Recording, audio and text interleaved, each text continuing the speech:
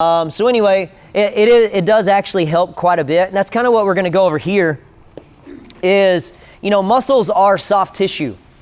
And they're made up like a whole bunch of hairs in a ponytail.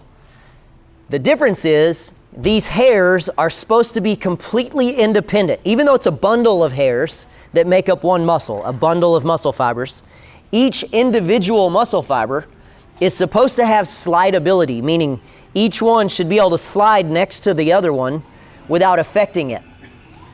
If you're dehydrated, that's not going to work well. They're going to stick together. If you've just worked out real hard and those muscles are sore, those muscle fibers have now cracked, blood has rose to the surface, and now it is kind of scabbed up. It's the best way I can explain this. Inside your body, and now they get stuck together.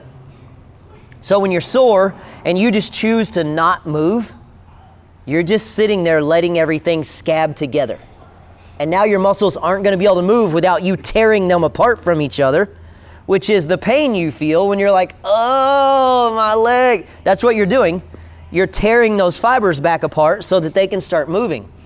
One of the best things you can do is smash it, whether you're sore or whether you're preparing to move. But you guys are all full of little knots, just like I am and everybody else. So we're going to work just mainly in the glutes today, just so I can kind of make you familiar with what you're looking for. But what we want to do is take that ball, and I want you to sit on it on one side of your butt cheeks, your glutes. And then lean back on your hands. You're probably going to find something painful pretty quickly. If you feel pain, you have a problem there, right? If you make the Skylar face that she just made, she made the Gristle face like, why are you doing this to me? And that's a problem she already has. The ball is not causing you a problem. You have a problem, and you just didn't know it was there. Now, unfortunately, the only way to get rid of this problem is pain. You have to smash it. I mean, it's literally the only way. You either got to smash it or have somebody else do it. And I don't know about you guys, but I don't have a personal masseuse who's going to smash out my glutes for me every day. Ty keeps offering, but I tell him no. The idea is you've got to put constant pressure on there, because some of these knots, you guys keep rolling, some of these knots are a muscle fiber or part of muscle fibers that have curled up, because that's what muscles do, is fibers shrink up, they contract, they've curled up, and then the ones around it have let go, but not this one little bundle. And now you have a knot. Well, if it stays that way for a little bit, it begins to get sore and inflamed. And then you put pressure on it, and when you put pressure on it, it hurts, right? You know what I mean? So when you put pressure on it, it hurts, but if you put pressure long enough, eventually it will start to let go. And then those muscles will start to function again. That's why it's so important for you guys to show up early and spend some time rolling. We're doing this right now on the glutes because this is what normally is the problem with your back. If your lower back is tight or achy and hurting, most of the time it's going to be in your glutes. So while you're on that same side, I want you to shift down onto your elbow so that ball can go higher. It's still on your glutes. Still on your glutes, but real high on the glutes, like above your pants pockets. Not you ladies that pull your pants up to your ribs. I mean like normal old school jeans. That's all right. We'll get Ernest to give him mouth to mouth. Bring him back. So hang out in that spot. Find something terrible, which shouldn't be too hard. Once you're in that spot, what I want you to do, watch this leg. This is where the ball is. I want you to kind of floss that leg open a little bit and then bring it back up. Open it up. Bring it back up. And if it's not bad, then move until you find a spot that is, which most of you are only going to have to move 1/4 of an inch or so, and you're going to find something.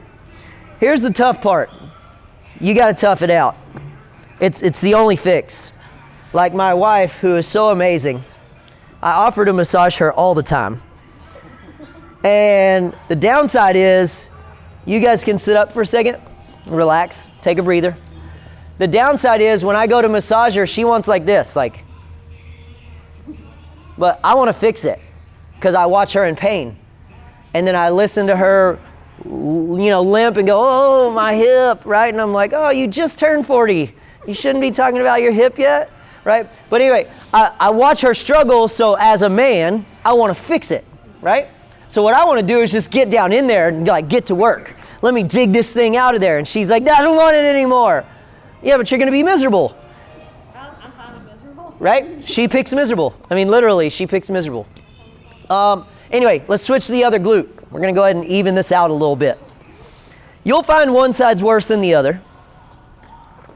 I make jokes about it, but in all seriousness, the point is, if you're not willing to suffer through a little bit of discomfort, then it's not going to go away, and it will get worse.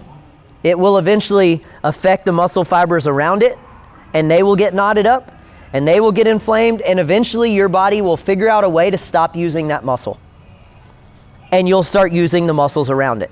You'll either overly active use your groin, your lower back, especially when we're talking about the glutes. Your body will find a way to work around it.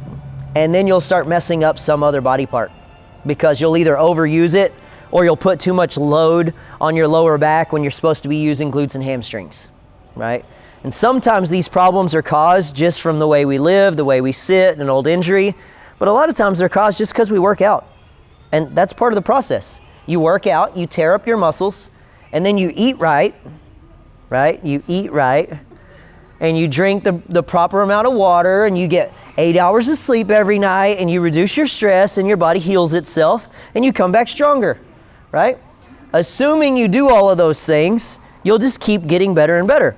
If you're avoiding any of those things, then you stop getting better, and eventually you'll actually get worse. If you don't take the time to work this stuff out, you will eventually cause a problem. That's why I came in on Saturday at 9 o'clock and I spent an entire hour rolling my upper glutes because my back has been a wreck for about a week.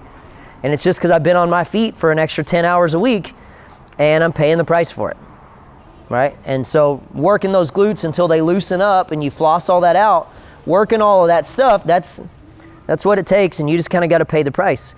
When you come in to work out every day, you just got to look and see what the workout is and say, oh, it's a lot of shoulder work. You may need to spend more time in your lats or your traps or your upper back. Days when you squat, you may need more in your glutes or your hamstrings. You just got to figure that part out. All right, we're done with these. You guys can go ahead and put those up and then come right back here, and we're going to jump in and get to it.